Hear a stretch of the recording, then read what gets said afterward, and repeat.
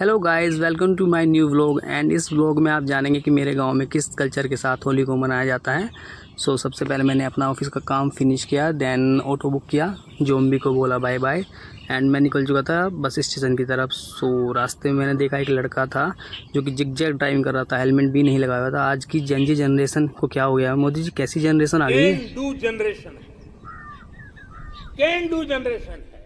Auto वाले ने फटाफट मुझे बस स्टेशन छोड़ा। ऑटो वाले को मैंने किया बाय एंड ली मेरठ वाली बस। बचपन में मुझे लगता था कि ये सबसे अच्छा जॉब होता है, सबसे पैसे लो, बैग में डालो और अपने घर के लिए निकल लो, अपार्ट फ्रॉम जोक्स। बस ने छोड़ा मुझे बस स्टेशन। भाई को पहले ही कॉल किया हुआ था तो भाई रेडी था बाइक लेके एट में पिकअप पॉइंट पर। घर जाते जाते मुझे शाम हो गई थी। नेक्स्ट डे सबसे पहले क्या करना होता है, होली में सबसे पहले कुल देवता का पूजन होता है गाइज़। हमें जो हमारे कुल देवता होते हैं गांव में वही सब लोग फॉलो करते हैं। सबसे पहले हम कुल देवता के वहाँ पर जाकर पूजा पाठ जो होता है वो करते हैं। ये हमारे खेत है। दैन जो है वहीं भैरव बाबा लाइव प्रसाद जो है ग्रहण करते रहते हैं। इसके बाद ये जो भूमिया माता होती है मेरे गाँव की, जो सिद्धपीठ मंदिर है बीबी वाले का।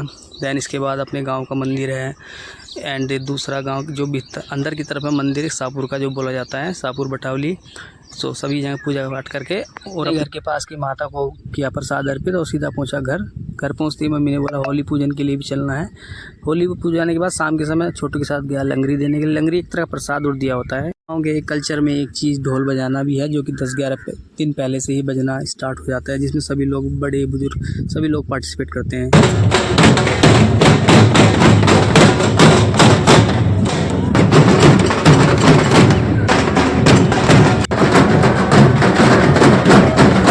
के बाद जो होली दहन का समय निर्धारित होता है पंडित जी के द्वारा, उस समय पर मंत्रोपचार के बाद होलिका को दहन किया जाता है। और इसमें सभी लोग जो फसल होती है, क्योंकि फसल कटने का टाइम आ जाता है, सब अपनी फसल को उसमें एक लाइक भुनाते हैं कि पहला आशीर्वाद पाने के लिए। होलिका की जो अग्नि होती है वो बहुत शुद्ध मानी जाती है, जहाँ पे सभी लोग एकत्र रहते हैं, अपनी फसल को उसमें भुनाते हैं। एंड सारा गाँव जो है इकट्ठा रहता है, ढोल वगैरह जो है सब कुछ प्रॉपर बजता रहता है। अगले दिन होती है दुल्हनी होली।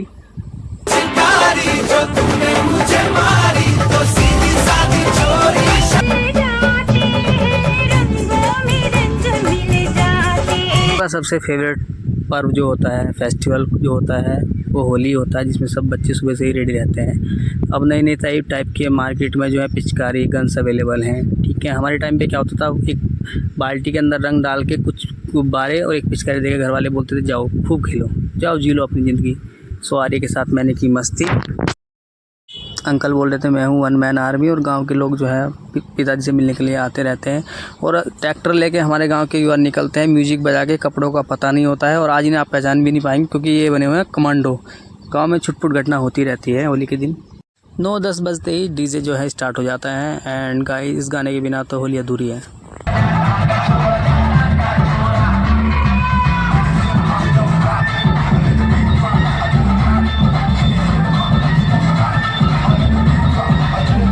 और बच्चे होते हैं मन के सच्चे गाइस, कोई इनके साथ नहीं होली खेलता है तो इन्होंने कुकुर का ही रैम्बो बना दिया।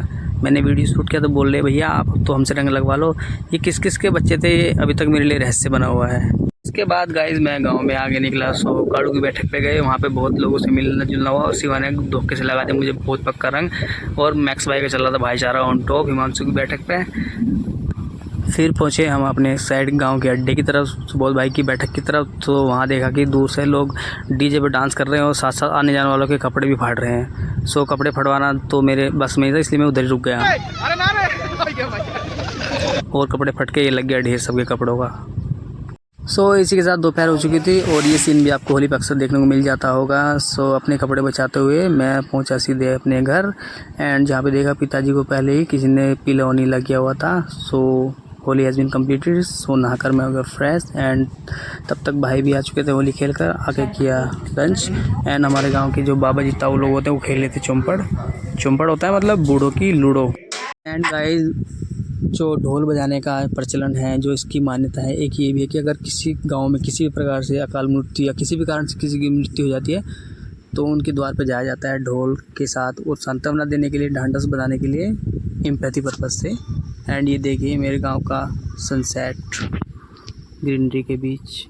अगले दिन तिलहंडी होती है और शाम 3 बजे के बाद सभी जो है सभी वर्ग के लोग ढोल ताशों के साथ, और इसमें आपको अलग अलग तरह के कैरेक्टर भी देखने को मिलेंगे, जिसमें कि सभी युवा बुजुर्ग बड़े लोग पार्टिसिपेट करते हैं, ढोल बजाते हैं, दस्तरी बोलते हैं इसको। और जो आप ये सजावट देख रहे हैं या फिर ये डांस देख रहे हैं, ये सब हमारी प्रचलन का ही हिस्सा है, हमारी संस्कृति का, ये पहले से ही होता आया है। सो इसका मेन पर्पज़ होता है जो अपने गांव के मंदिर होते हैं उनकी परिक्रमा करनी होती है और सारे गांव में ही जाना होता है। लाइक सो सचिन ब्लॉगर की यहाँ ऑनलाइन ब्लॉगिंग चल रही है, एंड इसके साथ जो दूसरे गांव का पक्ष होता है, फायर क्रैक्स एंड धमाके भी होते हैं, and you can enjoy the dance. Yes, so इसके साथ फिर थोड़ा सा मैंने भी पार्टिसिपेट किया। और हाथी घोड़े भी अवेलेबल होते हैं, हाथी घोड़े होते हैं, मैजिशियन होता है। यस, थोड़ा एंजॉय तो गाइस बनता है। एंड इसके बाद थोड़ा सा कल्चरल भी होता है, कल्चरल सांस्कृतिक कुछ धार्मिक परफॉर्मेंस भी रहती हैं अवेलेबल, जिसमें आप देख सकते हैं अलग अलग कैरेक्टर बने होते हैं and they perform, they dance. हालांकि मैं इस कल्चर को सपोर्ट नहीं करता हूँ, but still apart from. And magician अपने लेवल पे जैसी भी उसकी स्किल है सबको जादूगरी दिखाता है, लाइक नोट से नोट वगैरह बना देता। और गाइस लास्ट कुछ साल से मैं ऑब्ज़र्व कर रहा हूँ कि कुछ जो है मतलब कह सकते हैं कि डांस का तड़का भी अब शामिल होने लगा है पुराने कल्चर के साथ में। मतलब लोगों के द्वारा बुलाया जाता है, बट ये इन्फ्लुएंस कहाँ से हो रहे हैं इस बात का पता लगा कि लोग आईपीएल बहुत देख रहे हैं, तो आईपीएल से बहुत प्रभावित हो रहे हैं इस चीज़ को। वहाँ पे चीयर लीडर का डांस देखते हैं तो उनको भी लगता है कुछ ना कुछ ऐसा होना चाहिए कि संस्कृति से जो थोड़ा हट के हो, अलग हो, थोड़ा इंजॉयबल हो। कोई नहीं, आप भी इंजॉय करो। मेरे गांव की नोरा फतेह है गर्मी।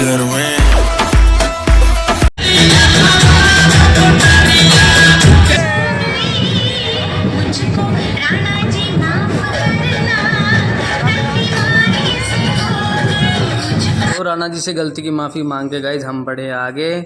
इसके बाद पप्पू अपना अलग इंजॉय कर रहा था, फिर मुझे मिले क्यूट पाजी, मैंने किया इनको मोचा। एंड गांव के सभी लोग जो है युवा वर्ग के सब साथ ही रहते हैं, क्राउड को भी कंट्रोल करना होता है बिकॉज। सो इसके साथ सब इंजॉय करते रहते हैं और आगे बढ़ते रहते हैं। थोड़ी देर के लिए मैंने भी किया इंजॉय, ये तो बनता है गाइस, क्योंकि माहौल वहाँ पे ऐसा बना रहता है, म्यूजिकल थोड़ा साउंड काफ़ी हाई रहता है, सबको मन करता है मतलब इस चीज़ को एंजॉय करने के। सो जो बड़े लोग हैं, सीनियर लोग हैं, कमरपाल ताऊ जी हैं, लोग गीत गाते हैं, होली गाते हैं मतलब कि। इसके बाद और मेरे पिताजी को भी पहले से ही शौक है ढोल बजाने का, सो वो भी ढोल को एंजॉय करते हैं। सो इसके बाद हम आगे बढ़ते हैं, गाँव की परिक्रमा लगातार कंटिन्यूसली चलती रहती है।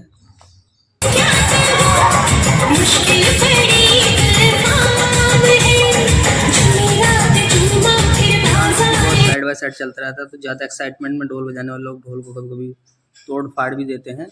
एंड आतिशबाजी, डांस और ये म्यूजिक चलता ही रहता है साइड बाय साइड, पूरे गांव की परिक्रमा चलती रहती है। फायर क्रैक्स होता रहता है, गांव के लड़के जो है पूरा सपोर्ट करते हैं उसमें, जो युवा वर्ग है। और इस बार एक छोटा सा इंसिडेंट हो गया था, फायर क्रैक्स के बैग में आग ही लग गई थी।